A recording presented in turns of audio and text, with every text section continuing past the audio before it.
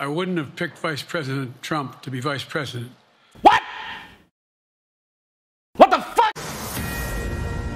Breaking this hour, New York Times reporting donors have told the largest pro-Biden super PAC that roughly $90 million in pledges are now frozen if Biden remains at the top of the ticket.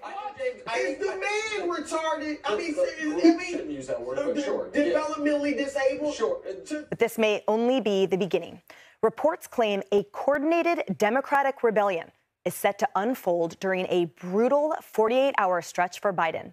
An 18th Democrat lawmaker just called for Biden's exit 90 minutes ago.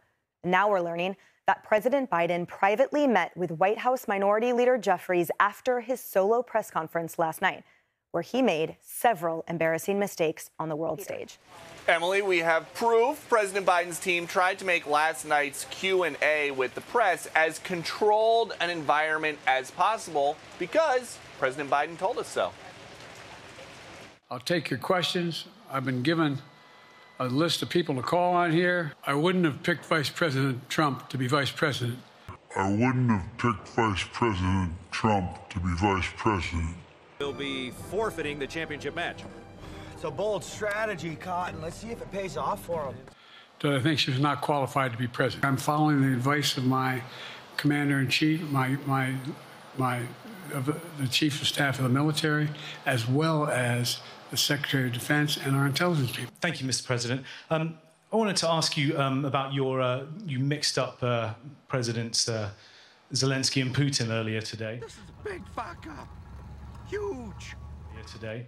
I love my staff, but they add things all the time. This is the clearest video I've ever seen. This is the most HD shit ever. Ladies and gentlemen, President Putin. President Putin. You can beat President Putin. President Zelensky.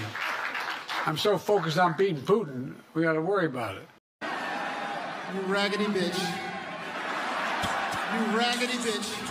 At the very end, I'm catching hell from my wife. Anyway. Shut your raggedy ass up and sit the fuck down. And that actually contradicts recent speculation that the First Lady is the one pushing President Biden beyond his limits, despite limitations that he has admitted to. Barack Obama and Nancy Pelosi have been back-channeling about how to manage Biden's position atop the ticket, per CNN. President Biden is also saying convention delegates can vote for whoever they want, but a non-Kamala Harris nominee would be starting a campaign from scratch. And he says he is only willing to leave the race on one condition. No, unless they came back and said, there's no way you can win. Me. No one's saying that. No poll says that. How accurate does anybody think the polls are these days? I can give you a series of polls where you have likely voters, me versus Trump, where I win all the time.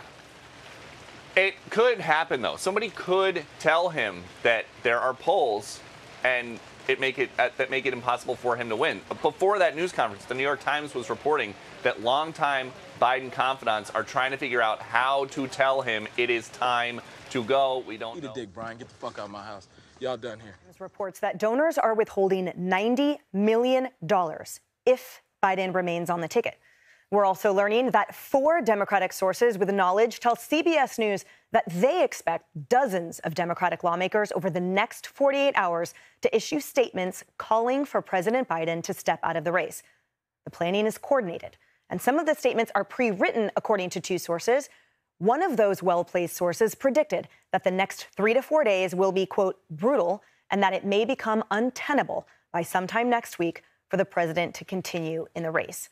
People thought, but the bar was so low and he still messed up several times, and that's what everyone's talking about today. Is the man retarded? Shouldn't use that word, but sure. Developmentally disabled? Sure.